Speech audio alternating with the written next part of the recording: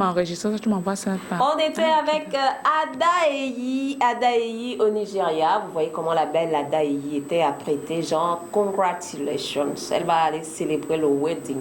Et on reste toujours dans le questionnement du mariage. Mais avant, je prends quand même l'avis de Stéphane sur la musique. Une très belle musique, une très belle mélodie, très belle mélodie, jolie voix, hein, franchement, c'est super, quel beau morceau, avec c'est bien rythmé, hein, le BPM est carrément juste, c'est super. Ah, ouais, vraiment, il parle en professionnel, en connaisseur. Hein. Alors, Madame Inko, la musique, elle vous a plu? Ah oui, oui, elle m'a plu. Stéphane, Madame Inko est toujours à notre merci. Ouais, je demande. Ouais, bien sûr, pour les téléspectateurs qui viennent à peine de nous retrouver, moi je posais la question à Madame Inko de savoir quel est en fait le message justement pour qu'une femme se sente heureuse même si elle n'est pas mariée, parce qu'on observe dans nos sociétés que ça devient une obsession et parfois elle arrive à faire n'importe quoi parce que justement elle a cette pression sociale, familiale aussi et elle regarde les autres. C'est quand même dommage. Ce que la femme doit retenir, comme je le disais tantôt, que pour être heureuse, elle n'a pas besoin de quelqu'un. Il faut se méprendre de cette idée que pour avoir du bonheur, on a besoin de quelqu'un. Ça ne voudrait pas dire qu'on ne peut pas être en couple, qu'on ne peut pas être avec quelqu'un, mais de se dire qu'en étant en couple, et s'il nous arrive de nous séparer, qu'on sache qu'on peut survivre sans l'autre. Et aussi, le fait d'être célibataire devrait nous permettre de nous construire, parce que la grande difficulté de ceux qui se précipitent à se mettre en couple, c'est ils le font par méconnaissance. Et c'est ce qui nous conduit à plusieurs divorces aujourd'hui, ce qui fait que le fait d'être célibataire ne devrait plus être un problème. Voilà. Ça ne devrait plus être un problème. Il n'est pas obligatoire d'être en couple. Et être célibat n'est pas un délit. Excusez-moi, mais du point de vue de la tradition, par exemple, parce qu'on sait que aussi les traditions en Afrique pèsent aussi sur la société, mais du point de vue des coutumes, des traditions aussi, quand même, c'est assez lourd non, d'assumer le fait qu'une femme qui a déjà 30 ans est célibataire. Justement, c'est le point de vue de la coutume qui met cette pression sur la jeune du célibat. Parce que si la coutume n'avait pas un impact négatif sur le mariage, je pense qu'il ne devrait pas exister cette jeune du célibat. On devrait laisser tout un chacun de se construire et pouvoir se décider à se marier quand il veut. Quand bien même pour réaliser certaines choses dans la vie, on n'a pas besoin d'être marié. Le mariage vient souvent, on a déjà fait nos enfants. Le mariage arrive, on a déjà notre travail. Oh, pas pour certains. Hein. Il y a justement certaines qui trouvent un échappatoire pour avoir un toit, pour avoir de quoi manger. Le mariage, pour elle, c'est la solution. Toutes ne vont pas en mariage forcément ayant ça, c'est ce qu'elle peut se dire, c'est parce qu'elle a une estime de soi faible, elle limite sa réussite au fait d'être en couple, alors qu'elle peut réussir sa vie sans être en couple. Oui, Stéphane? Mais, Madame Inko, moi j'aimerais savoir, vous êtes chrétienne, non? Oui, je suis chrétienne. Bon, mais en tant que chrétienne, qu'est-ce qu'ils disent en fait en ce qui concerne le mariage? Est-ce que c'est normal que, par exemple, on peut avoir des enfants en étant célibataire? Est-ce que chez les chrétiens, c'est possible? Chez les chrétiens, ce qu'on dit, comment je peux dire, et en déphasage, ce qu'on dit chez les chrétiens. Vous devez avoir des rapports avant le mariage. Donc on considère que si vous avez des enfants, c'est que vous êtes passé par là, et après, bon... Voilà, donc ça malheureusement, ce qu'on dit chez les chrétiens est en déphasage avec ce qu'on vit.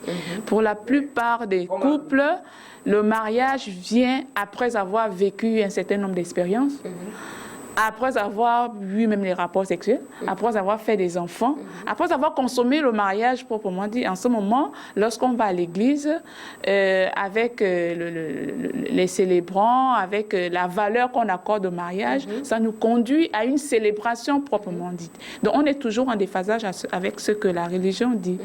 Et c'est justement cette religion, à un moment donné, qui met la pression sur la jeune du célibat lorsqu'on chasse le démon du célibat, tous ceux qui sont... Voilà. À l'église, on chasse le... C'est faux. J'ai habité avec un gros démon. J'ai un gros démon, en fait.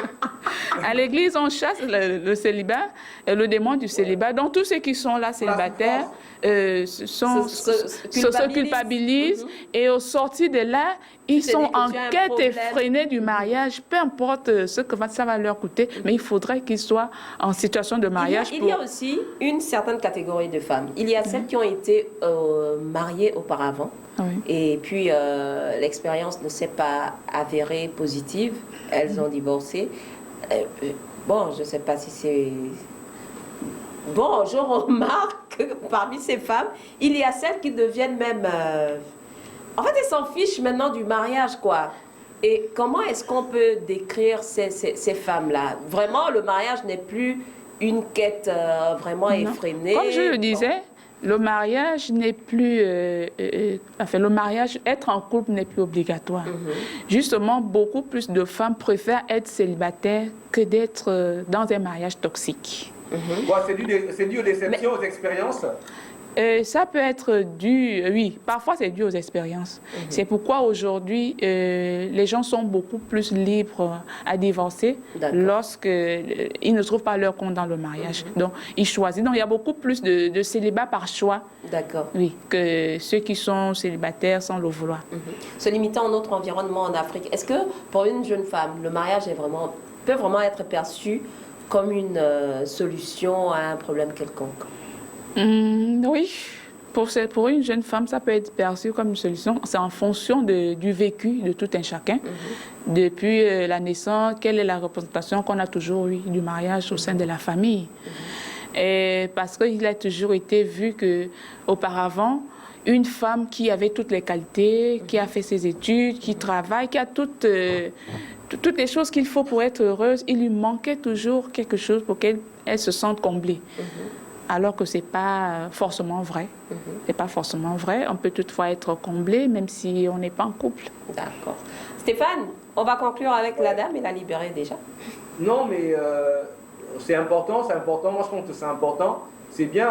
Bon, donc, moi, je veux juste un dernier message pour les femmes. On voit les femmes plus que... C'est toi qui donnes maintenant le message ou toi, tu es là pour poser les questions à notre invité? Non, mais je pense qu'un message pour les femmes, parce qu'il y a beaucoup de femmes qui se perdent un peu, hein, qu'on observe la société, voilà. Alors, le message que je peux faire passer aux femmes, c'est de ne plus se tracasser à vouloir être en couple si elles ne sont pas prêtes. De ne pas le faire par pression familiale, sinon elles vont vivre un mariage toxique. Il ne faudrait pas qu'elles pensent que le bonheur qu'elles cherchent viendra de l'autre. Lorsqu'on cherche le bonheur par rapport à son conjoint, on développe une tendance à être dépendant de cette personne.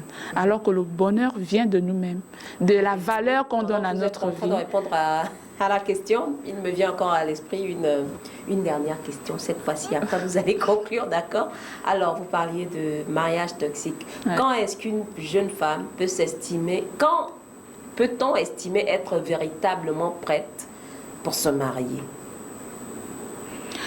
On peut estimer véritablement prête pour se marier lorsqu'on a déjà eu toutes les notions, toutes les connaissances autour du mariage.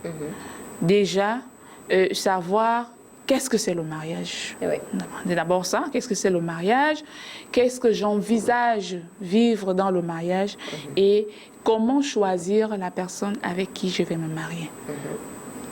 Parce que parfois on ne sait pas quels sont les critères qu'il faut pour choisir son conjoint. Et avant de mettre en place tous ces critères, il faudrait se valoriser soi-même, construire son estime de soi pour que lorsque le prétendant va arriver, il trouve quelque chose de meilleur en nous. Voilà. Et venant de Madame Minko, on espère que Monsieur Minko est comblé là-bas à la maison. Un bonjour spécial de la Belle TV. Madame, merci d'être passée sur notre plateau. Au plaisir de vous retrouver lors de nos prochaines émissions. Merci. Alors, on va dire au revoir à Madame Minko avec une autre femme en emmenant.